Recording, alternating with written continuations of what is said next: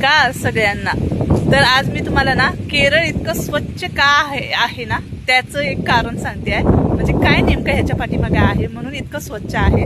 चला, तर ही आहे एक कचऱ्याची पेटी जी आहे सेकंड वार्डमध्ये आहे।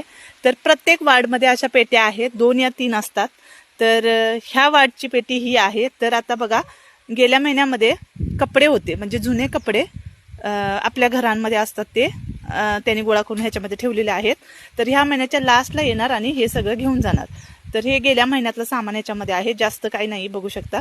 तर इकडे तिकडे कुठेही टाकत नाहीत घाणेरडं, म्हणजे कपडे तुम्हाला पडलेली कुठे दिसतील असं नदीच्या काठाला म्हणा, गावाकडे असं असतं ना, नदीच्या काठाला टाकतात, कुठे टाकतात। तर इकडे तसं कोणीही नाही करत। तर ह्याचं सिस्टम काय आहे हे सांगते, थांबा। तर ना इथे भरपूर वार्ड्स आहेत, कारण की घरं लांब लांब असल्यामुळे वार्ड्स आहेत प्रत्येक। तर वार्डमध्ये प्रत्येक वार्डमध्ये 4 या 5 बायकांना नेमून दिलेलं आहे, गव्हर्नमेंटचं आहे हे सिस्टम। तर त्याच्यासाठी आपल्याला आपल्या घरामध्ये सगळ्यांच्या फॉर्म देतात। तर त्या फॉर्मवरती 12 महिन्याचं सिस्टम असते। तर त्याच्यामध्ये आपल्याला 50 रुपये घरामधून 50 रुपये पण द्यायचं आहे, जर आपलं दुकान असेल तर 100 रुपये द्यायचं आहे। तर घरामध्ये काही कपडे म्हणा, जुने कपडे, प्लास्टिक, त्याच्यानंतर ग्लास फुटलेले म्हणा, कप बशा फुटतात, भरपूर असं काही फुटतं, खराब होतं, तर आपण इकडे तिकडे टाकतो। तर ते इकडे टाकत नाही, ते आपण आपल्या घरामध्येच ठेवायचं आहे। महिन्याला येणार आणि तुमच्या घरामधून ते सामान घेऊन जाणार। ते म्हणजे पंचायतच्या ज्या बायकांना मी नेमून दिलेल्या आहेत त्या घेऊन जातात। तर त्या घेऊन जातात आणि इथे अशा ठिकाणी आणून ठेवतात। जर जास्त झालं तर बाहेर ठेवतात बांधून पिशवीमध्ये।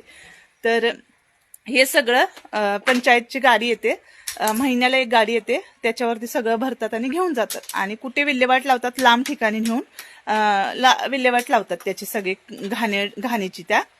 तर असे काही कार्ड भेटतात।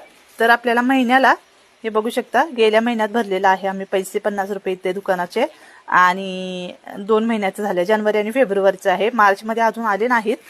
तर इथे पूर्ण डिसेंबरपर्यंत आहे, आपल्याला महिन्याचंही भरून घ्यायचं आहे।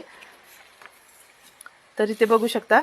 तर हे पाठीमागे लिहिलेलं आहे, प्लास्टिक म्हणा, हे सगळं कुठल्या महिन्यामध्ये काय घेणार। तर जानेवारी, फेब्रुवारी, मार्च, एप्रिल, मे, जून, जुलै, ऑगस्ट, सप्टेंबर, ऑक्टोबर, नोव्हेंबर, डिसेंबर, तर इतकेपर्यंत काय घेतात ते सगळं लिहिलेलं आहे।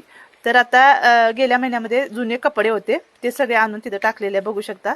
तर दुकानामध्ये काही कपडे नसतात, प्लास्टिक असतं। तर प्लास्टिक हे दर महिन्याला घेतात, फक्त बाकीचे ग्लास म्हणा किंवा चप्पल हे सगळं एका महिन्यात फिक्स केलेलं आहे, त्या महिन्यातच घेतात। आणि हा आहे स्कॅनर, जो आपल्या प्रत्येकाच्या घराला सुद्धा लावलेला आहे आणि दुकानात सुद्धा लावलेला आहे। तर असे काही प्लास्टिक आपण ठेवायचे आहेत। तर आता हे इथले दुकानातलं प्लास्टिक आहे, जे आम्ही बांधून ठेवतो, त्याच्यानंतर येऊन ती घेऊन जातात।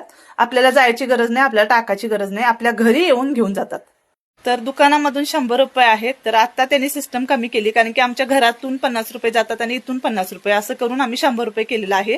नाहीतर नॉर्मल फक्त दुकानच आहे आणि घरात कडलं देत नसेल तर दुकानातून 100 रुपये भरायचे आहेत आपल्याला। तर ते पैसे का भरायचे आहे, ते ज्या मुलींना कामाला लावले ना त्यांना पेमेंट मिळतो त्याचा, म्हणजे त्या आपल्या घरी येऊन सगळं घेऊन जातात, सगळे घाण ते उचलतात। आता हे प्लास्टिकमध्ये आम्ही सगळं एकदम प्लास्टिक आहे त्याच्यामध्ये, तर त्यांना ते सेपरेट करायचं असतं।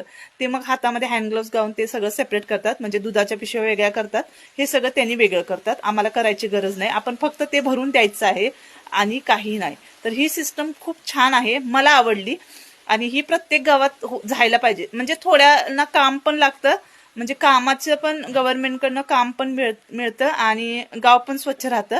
तर इकडे तिकडे कचरा कुठेही टाकत नाहीत आणि इकडे गटारी नाहीये, त्याच्यामुळं कमी कचरा आणि कमी वास आणि एकदम स्वच्छ। चला मग भेटू पुढच्या व्हिडिओमध्ये, बाय बाय।